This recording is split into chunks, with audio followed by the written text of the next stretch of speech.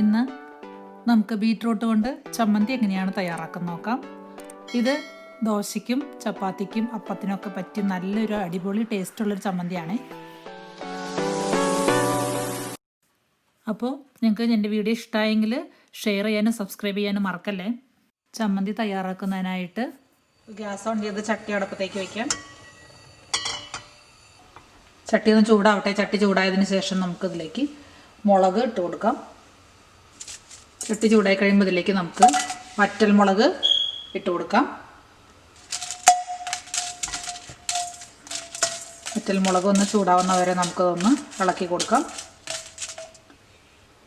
ഇതിലേക്ക് ഒരല്പം ഉലുവ ഇട്ട് കൊടുക്കുകയാണ് ഞാൻ. ജസ്റ്റ് ഒന്ന് ഡ്രൈ റോസ്റ്റ് ചെയ്തെടുക്കാം.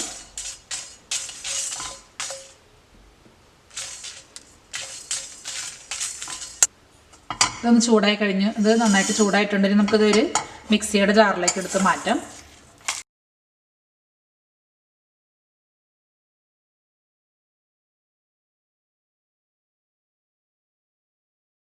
മിക്സിയുടെ ജാറിലേക്ക് എടുത്ത് മാറ്റാം. നമുക്കതിന് മാറ്റി വയ്ക്കാം. ഇനി നമുക്ക് ഈ പാനിലേക്ക് നമുക്ക് 1 ടേബിൾ സ്പൂൺ എണ്ണ ഒഴിച്ചു കൊടുക്കാം.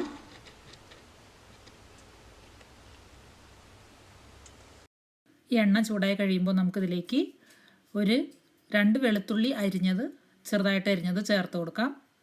ഇനി ഇതിലേക്ക് ഞാനിവിടെ 1 സവോളയാണ് എടുത്തിരിക്കുന്നത്. 1 സവോള നമുക്ക് സ്ലൈസ് ചെയ്ത് വെച്ചിട്ടുണ്ട്. അത് ഞാനിതിലേക്ക് അരിഞ്ഞ് വെച്ച സവോള നമുക്കിതിലേക്ക് ചേർത്ത് കൊടുക്കാം. 2-3 വേപ്പിലയും ഇതിലേക്ക് ചേർക്കുന്നുണ്ട്. അപ്പോൾ നമുക്കിതൊന്ന് നന്നായിട്ടൊന്ന് വഴറ്റിയെടുക്കാം. ഇതിലേക്ക് നമുക്ക് അല്പം ഉപ്പ് ചേർത്ത് കൊടുത്ത് വഴറ്റാം. നമുക്കൊരു മീഡിയം ഫ്ലെയിമിലിട്ട് ഈ സവോളയൊന്ന് വഴറ്റിയെടുക്കാം. സവോള ഒന്ന് ചെറുതായിട്ടൊന്ന് ബ്രൗൺ കളർ ആവുന്ന വരെ നന്നായിട്ടൊന്ന് വഴറ്റിയെടുക്കാം.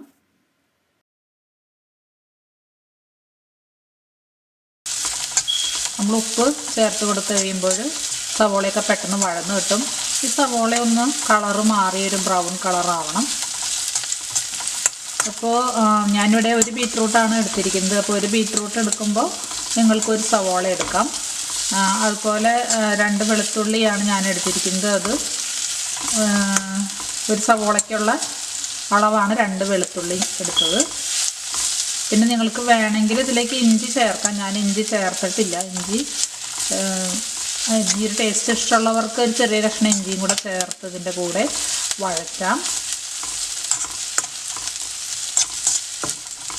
നമുക്ക് ഇതിൻ്റെ കളറൊന്ന് മാറി ശരിക്കൊന്ന് വഴന്ന് വരണം.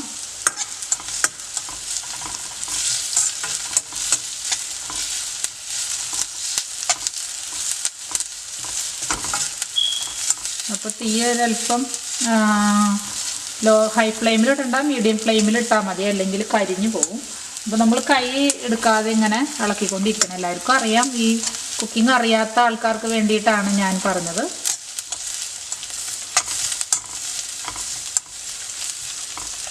ഇനി നമുക്ക് അരിഞ്ഞു വെച്ചിരിക്കുന്ന, ഞാനിവിടെ 1 ബീറ്റ്റൂട്ടാണ് എടുത്തിരിക്കുന്നത്.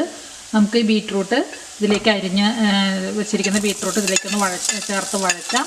അപ്പോൾ ബീറ്റ്റൂട്ടിൻ്റെ ടേസ്റ്റൊക്കെ പോകാൻ വേണ്ടിയിട്ടാണ് നമ്മളിതിലേക്ക് ചേർത്ത് വഴറ്റുന്നത്. ഇതിലേക്ക് ചേർത്തിട്ടൊന്ന് ഒരു 2-3 മിനിറ്റ് ഒന്ന് വഴറ്റിയാം. അപ്പോൾ വഴറ്റി കഴിയുമ്പോൾ അതിൻ്റെ ഒരു റോ ടേസ്റ്റ് ഉണ്ടല്ലോ, ഒരു പച്ച കുത്തുണ്ടല്ലോ, അത് മാറിക്കിട്ടും. അപ്പോൾ ഇങ്ങനെ ചേർത്ത് വഴറ്റാം നമുക്കിത്. നമ്മൾ ഈ ബീറ്റ്റൂട്ട് ചേർത്ത് കഴിയുമ്പോൾ തീ അല്പം കൂട്ടിയിടണം. എന്നിട്ട് നന്നായിട്ടൊന്ന് കൈയെടുക്കാതെ ഒരു 2-3 മിനിറ്റ് ഒന്ന് വഴറ്റി കൊടുക്കാം. വഴന്ന് കഴിഞ്ഞ് കഴിയുമ്പോൾ നമ്മൾ നേരത്തെ എടുത്തു വെച്ച ആ മുളകും ഉലുവയും നമ്മൾ ചൂടാക്കിയതുണ്ടല്ലോ, അതും കൂടെ നമുക്ക് ഇതിലേക്കൊന്ന് ചേർത്തിട്ട് ഒന്ന് വഴറ്റാം. ഇതെല്ലാം കൂടെ നമ്മളിതൊന്ന് മിക്സിയുടെ ജാറിലിട്ട് പൊടിച്ചെടുക്കുന്നുണ്ട്. ഇനിയിപ്പോൾ ഇത് നന്നായിട്ട് വഴന്നിട്ടുണ്ട്. നമ്മൾ മുളക് ചേർത്തിട്ട് 1 മിനിറ്റ് വഴറ്റിയാൽ മതി. കാരണം നമ്മൾ മുളക് നേരത്തെ തന്നെ ചൂടാക്കി വെച്ചതായതുകൊണ്ട് അധികം സമയം വഴറ്റണ്ട. ഇനി നമ്മൾക്ക് ഇതെല്ലാം ഇപ്പോൾ ശരിക്കും നന്നായിട്ട് വഴന്ന് വന്നിട്ടുണ്ട്. നമുക്ക് ഗ്യാസ് ഓഫ് ചെയ്യാം. ഇനി നമുക്കിതെല്ലാം ഒന്ന് തണുത്ത് കഴിയുമ്പോൾ മിക്സിയുടെ ജാറിലേക്ക് മാറ്റിയിട്ട് ഒന്ന് അരച്ചെടുക്കാം. നമ്മൾ ചമ്മന്തിക്ക് അരച്ചെടുക്കുന്ന പോലെ അരച്ചെടുക്കണം. വെള്ളമൊന്നും ചേർക്കണ്ട. വെള്ളം ചേർക്കാതെ തന്നെ ഇത് നന്നായിട്ട് അരഞ്ഞ് കിട്ടും. അപ്പോൾ നമുക്കിത് മിക്സിയുടെ ജാറിലേക്ക് മാറ്റാം. ചൂടാറിയിട്ട് വേണം കേട്ടോ അരയ്ക്കാനായിട്ട്, അല്ലെങ്കിൽ ചിലപ്പോൾ ചൂട് കൂടിയതുകൊണ്ട് മിക്സിയുടെ ജാറ് തെറിച്ച് പോകാനൊക്കെ സാധ്യതയുണ്ട്. അത് ചൂടാറിയതിന് ശേഷം നമുക്കിത് അരച്ചെടുക്കാം. ഇപ്പം ഞാനിതെല്ലാം മിക്സിയുടെ ജാറിലേക്ക് മാറ്റിയിട്ടുണ്ട്. ഇനി നമുക്കിത് ചൂടാറി കഴിഞ്ഞ് കഴിയുമ്പോൾ നമുക്കിത് അരച്ചെടുക്കാം. ഇപ്പോൾ നമ്മുടെ ബീറ്റ്റൂട്ടും സവോളയൊക്കെ കൂടി ഞാൻ നന്നായിട്ട് അരച്ചെടുത്തിട്ടുണ്ട്. ഇതിലൊട്ടും വെള്ളം ചേർക്കാതെ ആട്ടോ ഞാൻ അരച്ചെടുത്തത്. ഇനി നമുക്കിത് ഒന്ന് താളിച്ചെടുക്കാം. അതിനായിട്ട് നമ്മൾ നേരത്തെ ഉപയോഗിച്ച ചീനച്ചട്ടി തന്നെയാണ് ഞാൻ അടുപ്പത്തേക്ക് വെച്ചിരിക്കുന്നത്. ഇത് ഗ്യാസ് ഓൺ ചെയ്ത് തീ കത്തിക്കാം. ചട്ടിയിലേക്ക് 1 ടീസ്പൂൺ എണ്ണ ഒഴിച്ചു കൊടുക്കാം. വെളിച്ചെണ്ണ നന്നായി ചൂടായതിന് ശേഷം നമുക്കിതിലേക്ക് അല്പം കടുക് ഇട്ട് കൊടുക്കാം. ഇതിലേക്ക് നമുക്ക് അല്പം വേപ്പില ഇട്ട് കൊടുക്കാം. ഒരു വറ്റൽമുളക് ചെറുതായിട്ടൊന്ന് കീറിയിട്ട് കൊടുക്കാം. ഒക്കെ നിങ്ങളുടെ ഇഷ്ടത്തിനനുസരിച്ച് ചെയ്യാം. നമുക്ക്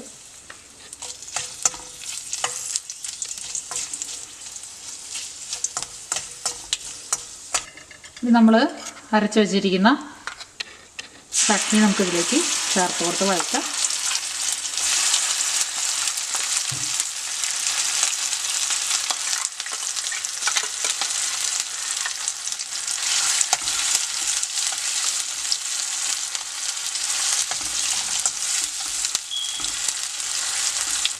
ഇനി നമുക്കിതിലേക്ക് അല്പം വെള്ളവും കൂടി ഒഴിച്ചിട്ട് ഇതിലേക്ക് ചേർത്ത് കൊടുക്കാം. ഇനി നിങ്ങൾക്ക് ഈ ചട്നിക്ക് എരിവ് കുറവാണെങ്കിൽ നമുക്ക് ഈ സമയത്ത് അല്പം മുളക് പൊടി ഇതിലേക്ക് ചേർത്ത് കൊടുക്കാവുന്നതാണ്.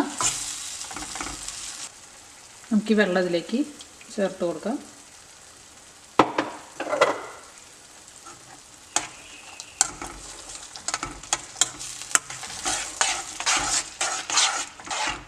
ഇതൊന്ന് വെള്ളം ഒഴിച്ചതൊന്ന് തിളച്ച് വരണം.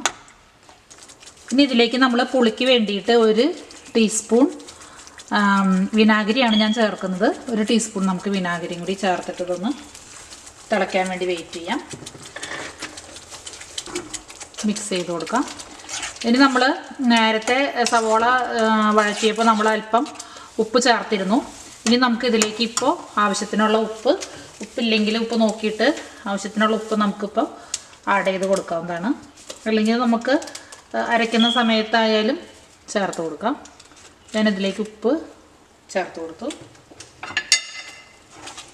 ഇനി നമുക്കൊന്ന് മിക്സ് ചെയ്യാം നന്നായിട്ട്. ഈ ചൊറുക്ക ഒഴിച്ചതും എല്ലാം നന്നായിട്ടൊന്ന് മിക്സ് ചെയ്ത് തിളച്ച് വരണം. ഇപ്പം നമ്മുടെ ചട്നി റെഡി ആയിട്ടുണ്ട്. ഇനി നമുക്ക് അവസാനമായിട്ട് ഇതിലേക്ക് അല്പം കായത്തിൻ്റെ പൊടിയും കൂടി ചേർത്ത്, 1 പിഞ്ച് കായത്തിൻ്റെ പൊടി ചേർക്കാം. എന്നിട്ട് നമുക്ക് നന്നായി മിക്സ് ചെയ്യാം. നന്നായി മിക്സ് ചെയ്തതിന് ശേഷം നമുക്ക് ഗ്യാസ് ഓഫ് ചെയ്യാം. ഇപ്പം നമ്മുടെ സ്വാദിഷ്ടമായിട്ടുള്ള ബീറ്റ്റൂട്ട് ചട്നി അല്ലെങ്കിൽ ബീറ്റ്റൂട്ട് ചമ്മന്തി റെഡിയായി കഴിഞ്ഞു. ഇത് നമുക്ക് ചോറിൻ്റെ കൂടെയും അപ്പത്തിൻ്റെ കൂടെയും ദോശയുടെ കൂടെയും ഇഡ്ഡലിയുടെ കൂടെയൊക്കെ നല്ലൊരു കോമ്പിനേഷനാണ് കേട്ടോ. അപ്പോൾ നമുക്ക് ഒരു വെറൈറ്റി ആയിട്ട് ഇടയ്ക്കൊന്ന് പരീക്ഷിക്കണം തോന്നിക്കഴിഞ്ഞാൽ ഈ ചമ്മന്തി നല്ലൊരു റെസിപ്പിയാണ്. ഞാനിപ്പോൾ ഗ്യാസ് ഓഫ് ചെയ്തു. അപ്പോൾ നമ്മുടെ സ്വാദിഷ്ടമായിട്ടുള്ള ചട്നി റെഡിയായി കഴിഞ്ഞു.